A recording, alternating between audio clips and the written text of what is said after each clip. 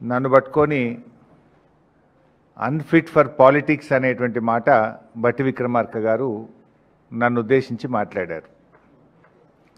సరే, బట్టి విక్రమార్క గారు అన్నట్టు నేను అన్ఫిటే కావచ్చు. దేంట్లో అన్ఫిట్? నీలాగా ఫైనాన్స్ డిపార్ట్మెంట్లో ఆర్థిక మంత్రిగా పనిచేసినప్పుడు 20%, 30% కమిషన్లు తీసుకోవడం నాకు రాలేదు. దాంట్లో నేను అన్ఫిటే.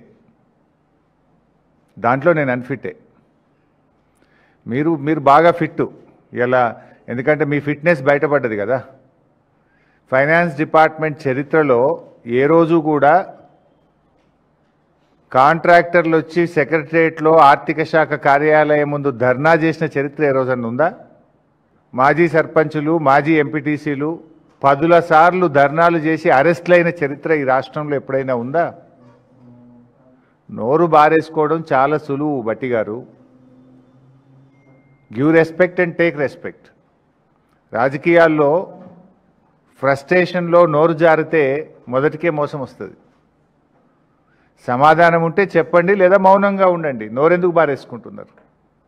ఎవరు అన్ఫిట్?